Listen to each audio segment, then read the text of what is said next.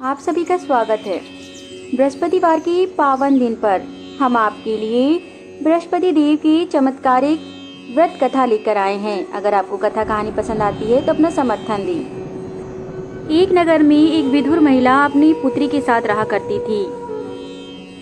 पति की अकाल मृत्यु हो जाने के कारण कोई भी सगे संबंधी वहां नहीं आते थे। साथ ही कोई उस महिला की मदद भी नहीं करता था।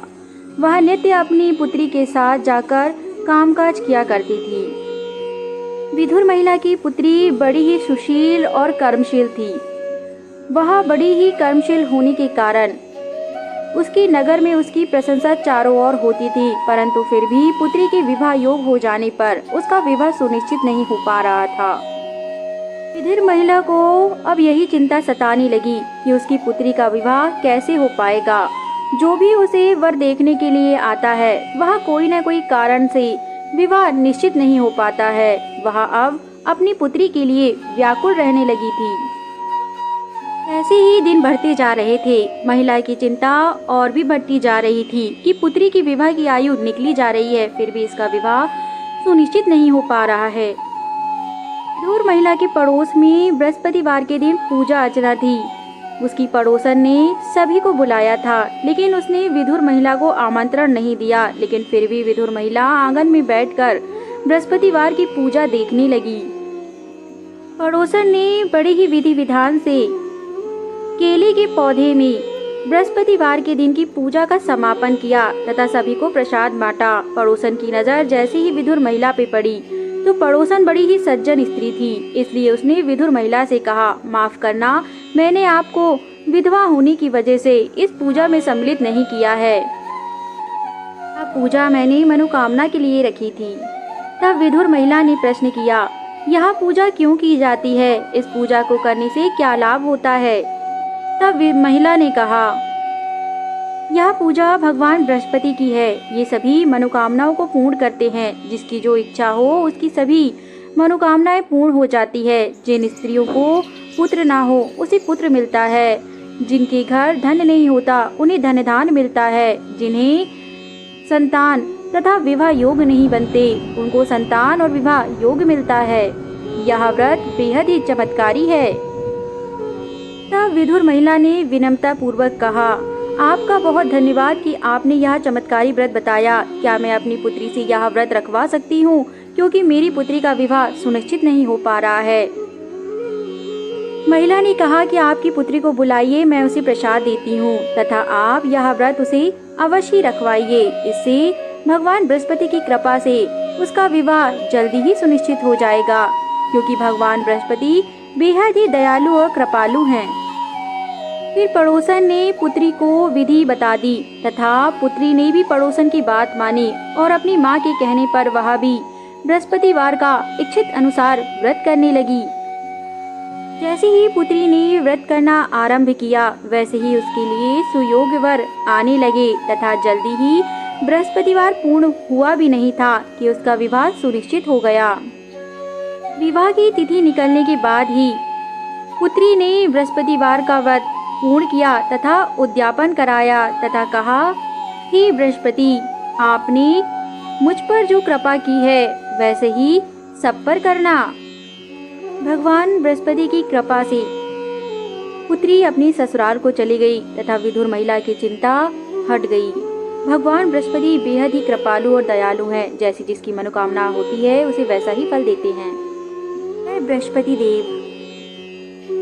भगवान बृहस्पति देव की एक और ही महात्मय व्रत कथा है जो इस प्रकार है। किसी नगर में एक व्यापारी रहा करता था। उसकी पत्नी बड़ी ही निर्मय हृदय की थी। वह भगवान बृहस्पति का पूजन किया करती थी तथा हर बृहस्पतिवार को पीली वस्तु का दान किया करती थी। उसके पति को यह दान पुण्य अच्छा नहीं लगता था। वह दान पुण्य करने की निंदा करता था तथा अपनी पत्नी से कहता था कि अगर तुम इस प्रकार दान पुण्य करती रही तो हम तो निर्धन हो जाएंगे। सेठ की पत्नी बड़ी ही निर्मय हृदय की स्त्री थी तथा धर्मपरायण थी। वह अपने पति की बात का बुरा नहीं मानती थी, परंतु सदैव अपने पति को समझाती, दान पुण्य करना जीवन के लिए अच्छा होता है तथा हम जो कार्य कर रहे हैं, आप जो व्यापार कर रहे हैं, वह बृहस्पति देव की वजह से ही तरक्की और 4 गुनी सफलता की ओर बढ़ रहा है। इसलिए आपको बृहस्पति देव के दान की ऐसी निंदा नहीं करना चाहिए। अगर बृहस्पति देव नाराज हो गए तो अच्छा नहीं होगा। पत्नी के बार बार समझाने पर भी सेठ को समझ में नहीं आया, अतः उसने दान पुण्य करने का कठोरता से विरोध किया। पत्नी विवश हो गई, परंतु उसने बृहस्पति देव का पूजन करना बंद नहीं किया। वे जब भी अपने पति को प्रसाद देती तो वह इतना अहंकारी हो गया था कि वह प्रसाद की भी अवहेलना करने लगा। बृहस्पति देव को अपने प्रसाद की अवहेलना करते देख, मना करते देख क्रोध आ गया तथा उन्होंने सेठ जी के व्यापार को ही सर्वनाश कर दिया। पहले जहां सेठ जी का व्यापार कई सफलताओं को छू रहा था, वही अब सेठ जी के व्यापार पर उन्हें माल बेचने की भी लाले पड़ गए तथा सेठ जी सड़क पर आ गए। सेठ जी के घर में अब धनदान की भी कमी रहने लगी। वे चिंतित रहने लगे कि क्या हुआ है तथा वे अपनी पत्नी से बोले कि ऐसी कौन सी भूल हो गई है जिसकी वजह से मेरा व्यापार नहीं चल पा रहा है। तब पत्नी ने अपने पति को समझाया, मैंने आपसे कहा था कि भगवान बृहस्पति की वजह से ही हमारा व्यापार तरक्की कर रहा है, परंतु आपने दान पुण्य पर कड़ी निंदा की। साथ ही जब भी मैं आपको प्रसाद देती थी तो आप उसकी अवहेलना करने लगे, आप मना करने लगे, तो भगवान बृहस्पति आपसे नाराज हो गए हैं। व्यापारी को अपनी अवस्था देखकर यह जान पड़ा कि पत्नी सत्य कह रही है, इसलिए उसने बृहस्पतिवार के दिन की प्रतीक्षा की। जैसे ही बृहस्पतिवार का दिन आया तो पति पत्नी दोनों ने उपवास प्रारंभ किया। ऐसे ही व्यापारी ने व्रत रखा। तभी सपने में बृहस्पति देव ने दर्शन दिए और कहा, व्यापारी, तूने मेरी प्रसाद की अवहेलना की थी तथा दान पुण्य की भी निंदा की थी, इसलिए मैं तुझसे रुष्ट हो गया हूँ। तुम्हारी पत्नी ने नित्य ही मुझसे यह वरदान मांगा था कि मैं तुम्हारे व्यापार की तरक्की की ओर ले जाऊंगा, इसलिए मैंने उसकी बात मान के तुम्हारे व्यापार को उच्च स्तर पर लेकर गया, परंतु तुम अपनी ही पत्नी की बात न मानकर तथा मेरी पूजा पाठ की अवहेलना करने लगे, इसलिए क्योंकि तुम्हें अहंकार आ गया था।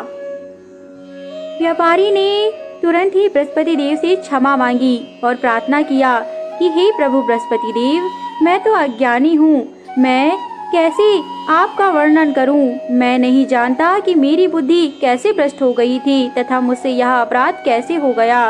हे प्रभु, आप तो निर्मल हृदय के हैं, साथ ही आप तो जानते ही हैं कि मनुष्य भूल कर ही देता है, इसलिए आप मुझे क्षमा कर दीजिए।